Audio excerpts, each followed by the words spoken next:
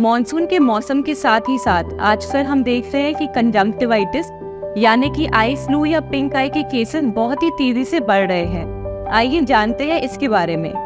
Conjunctivitis सबसे पहले होता क्या है और कैसे फैलता है। कंजंक्टिवाइटिस हमारी जो आँख की सबसे ऊपर ट्रांसपेरेंट मेम्ब्रेन या लेयर होती है जिसको कंजंक्टिवा कहा जाता है, उसकी सूजन और इन्फेक्शन के कारण होता है। ये कैसे फैलता है ये हमें समझना बहुत ज़रूरी है। बहुत लोगों को लगता है कि कोई कंजंक्टिवाइटिस से पीड़ित मरीज है तो उसकी आंख में देखने से ये फैलता है, पर ऐसा बिल्कुल नहीं है।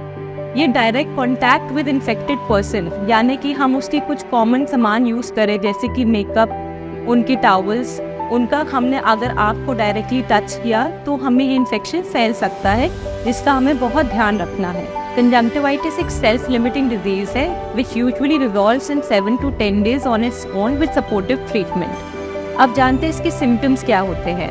पेशेंट को आंखों में रेडनेस होना, इचिंग होना, फॉरेन बॉडी सेंसेशन, ग्रिटीनेस यानी कि चुभन होना, आंख से पानी आना और कीचड़ आना देखा जाता है इस बीमारी में। अब ये क्यों होता है?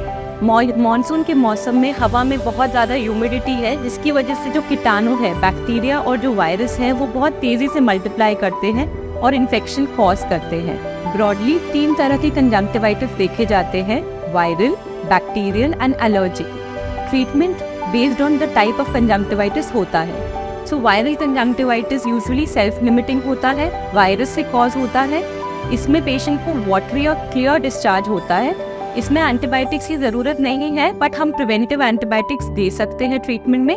सपोर्टिव ट्रीटमेंट में हम ल्यूब्रिकेंट्स, कोल्ड कंप्रेसेस और पेन किलर्स पेशेंट को प्रोवाइड करते हैं।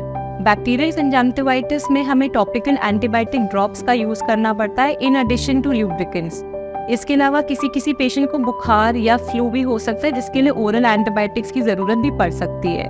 एंड लास्टली जो एलर्जिक कंजंक्टिवाइटिस है, जो हवा में एलर्जी की वजह से होता है, उसमें हम टॉपिकल या सिस्टमिक एंटी एलर्जिक और एंटी हिस्टामिनिक देते हैं, जिससे पेशेंट को आराम मिलता है। लास्टली अब आप इस डिजीज से कैसे अपने आप को बचा सकते हैं। अगर आपकी जानकारी में किसी को डिजीज है, अपने आप को कैसे प्रोटेक्ट करना है। सबसे पहले हैंड हाइजीन और पर्सनल हाइजीन बहुत ज़रूरी है। रेगुलरली अपना हाथ सोप एंड वाटर से क्लीन करिए। अगर आपको इन्फेक्शन हो गया है, अपने आप को इमीडिएटली आइसोलेट करिए। अपने सारे पर्सनल बिलोंगिंग सेपरेट रखने हैं बाकी लोगों से, ताकि उनको इन्फेक्शन ना स्प्रेड हो। अगर आप कॉन्टैक्ट लेंस यूज़ करते हैं तो कॉन्टैक्ट्स बिल्कुल भी यूज़ नहीं करना है इस टाइम पे। You have to avoid public places, कोई भी स्विमिंग पूल या पब्लिक गैदरिंग को बिल्कुल अवॉइड कीजिए। पर्सनल हाइजीन, लिड हाइजीन पे ध्यान दीजिए। कोई भी कंसर्न है अपने डॉक्टर से मिलिए। Thank you so much, take care.